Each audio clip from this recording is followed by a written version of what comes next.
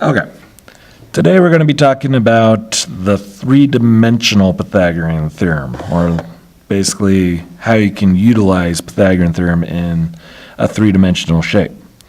So to start off with, I'm just going to quickly show you an example with a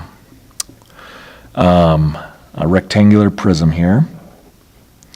And we're just going to use generic variables, so we aren't actually going to solve anything, because I'm going to show you guys there is a quick formula here that will kind of do all the work for us.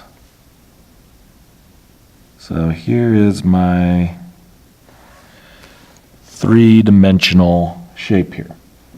So if this is my rectangular prism here, so with three dimensions, you basically are concerned with three different measurements, right? Your length, your width, and your height.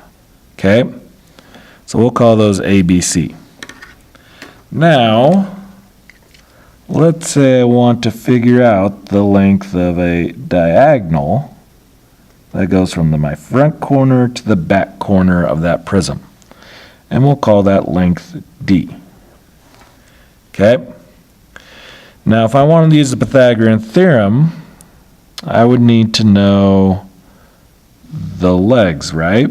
But since it goes from the front to the back, now the height here would be one leg, but the other leg would be this bottom corner here, this bottom diagonal that goes flat along the bottom. So I would need to find that first. So to find that, I've got this other right triangle right here, right? A and B would be the legs, that would be its hypotenuse. So to find it, it would be like A squared plus B squared equals that longest side squared. We'll call it question mark squared. Now, since I don't know these numbers, I can't really do anything, right? But basically, I know that if I square those, add those together, and then square root, that's going to be the measurement of that longest side. So this right here I could think of as the square root of A squared plus B squared.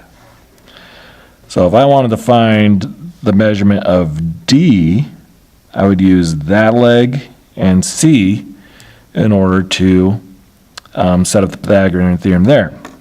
So to set that up, those are my two legs, right? A squared, the square root of A squared plus B squared plus C squared would equal D squared.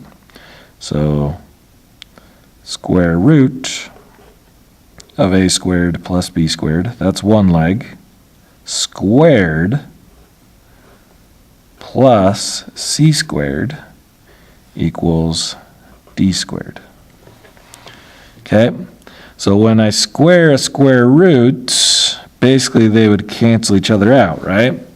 So the square and the square root cancel out, and I'm left with A squared plus B squared plus C squared equals D squared. And that is essentially my theorem for the three-dimensional Pythagorean theorem. Basically, you just take your length, your width, and your height, you square them, add them all together, and set them equal to the square of that diagonal length, and that is how you find the length of that diagonal. Okay? So let's try looking at this in action now.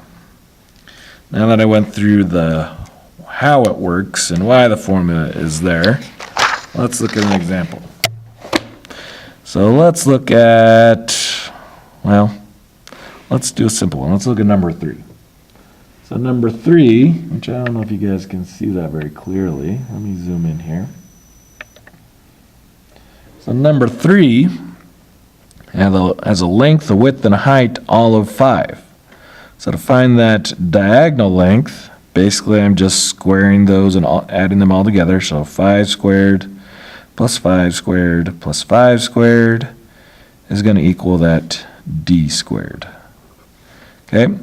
5 squared is 25, so I get 25 plus 25 plus 25, all equals D squared. Add those all together, you get 75 equals D squared. And then the last step is to square root. And the square root of 75 is 8.66, so 8.7 is the measurement of D.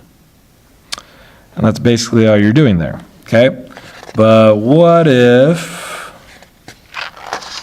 I'm given the diagonal length and I need to find a leg? So for example, on this one, I'm given the diagonal length and I know the length and the height, but not the width.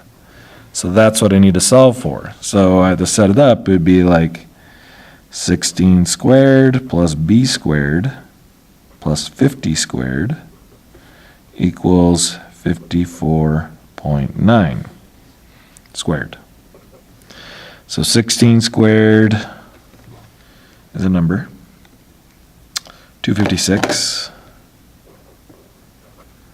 and then 50 squared, so plus b squared plus 50 squared is 2,500, and then 54.9 squared is 3,014.01. Okay, now I need to get this b squared all by itself. So I'm going to subtract 256 and subtract 2,500.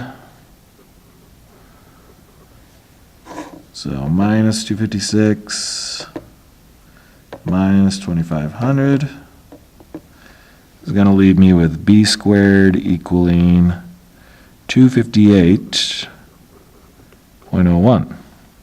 And now last step is I square root, and the square root of 258.01 is going to be 16.06, or rounded would be 16.1. And that's all you're doing basically. So if it's the diagonal, it's on this side all by itself. It's one of the legs, and it didn't have to be b squared. It could have been a squared or c squared. You could put it as whatever letter you want to, really. They're all interchangeable on this side. Okay, so it doesn't really matter what you call it, just as long as it's a variable on this side being squared. And that's how you use the 3D Pythagorean theorem.